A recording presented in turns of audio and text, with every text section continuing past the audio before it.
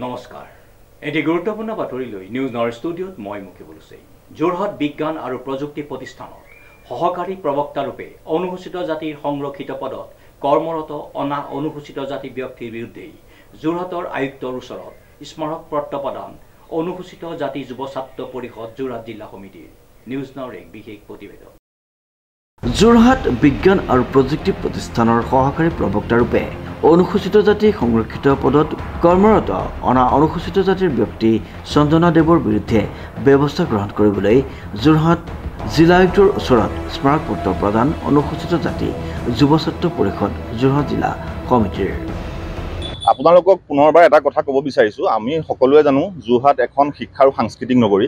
আজি সেই শিক্ষাৰ নগৰীখনত এগৰাকী প্ৰবক্তাই শিক্ষাৰ নগৰীখনক বহুত কুলষিত কৰা আমাৰ পৰিলক্ষিত হৈছে। আপোনালোকক আজি এগৰাকী প্ৰবক্তাৰ কথা আমি ক'ব বিচাৰিম। তেওঁৰ নাম হৈছে কাৰ্বি আংলং জিলাৰ চুমি কান্তি দেৱৰ কন্যা শ্ৰী চন্দনা দেৱ। তেখেত বৰ্তমান যোৰহাট বিজ্ঞান প্ৰতিষ্ঠান সহকাৰী প্ৰবক্তা ৰূপে তেওঁ কাৰ্যনিৰ্বাহ কৰি আছে 2014 চনৰ পৰা। কিন্তু আমি তথ্য পোৱা মতে তেওঁ অনুসূচিত জাতিৰ ব্যক্তি নহয়। তেওঁ ভুৱা অনুসূচিত জাতিৰ প্ৰমাণ পত্ৰ লৈ আমাৰ সংৰক্ষিত পদত থকা চাকৰিটো তেওঁ বৰ্তমান কৰি আছে। যেতিয়া আমি এইটো কথা গম পাওঁ, আমাৰ কেন্দ্ৰীয় সমিতিৰ তৰফৰ পৰা কাৰ্বি আংলং জিলাৰ উপায়ুক্ত মহোদয় অফিচলৈ আবেদন জনাইছিলে। সেই আবেদনৰ ভিত্তিত আপোনালোকক এটা বস্তু দেখাই দিব খোজোঁ। এইখন কাৰ্বি আংলং জিলাৰ পৰা আয়ুক্ত মহোদয় অফিচৰ পৰা আমাৰ কেন্দ্ৰীয় সমিতিলৈ দিয়া পত্ৰত তাত সম্পূৰ্ণকৈ লিখা আছে যে চন্দনা দেৱ কোনো কাৰণতে অনুসূচিত জাতিৰ ব্যক্তি নহয়।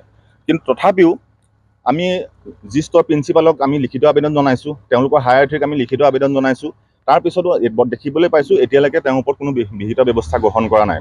আৰু আজি আমি পুনৰবাৰ আপোনালোকৰ সংবাদ মাধ্যমৰ যোগেদি জনাই দিব বিচাৰিছোঁ আৰু আজি অতিৰিক্ত উপায়ুক্ত মহোদয়ক আজি স্মাৰক পত্ৰ প্ৰদানৰ যোগেদি জনাব বিচাৰিছোঁ, যেতিয়ালৈকে এই চন্দনা দেৱৰ ওপৰত কঠোৰ শাস্তি প্ৰদান নকৰে তথা তেওঁক গ্ৰেপ্তাৰ আৰু চাকৰিৰ পৰা বৰখাস্ত নকৰে, তেতিয়ালৈকে অনুসূচিত জাতি যুৱ ছাত্ৰ পৰিষদ অসম কেতিয়াও শান্ত হৈ বহি নাথাকে। ইয়াতকৈ আমি কঠোৰ আন্দোলন ল'বলৈ বাধ্য হ'ম।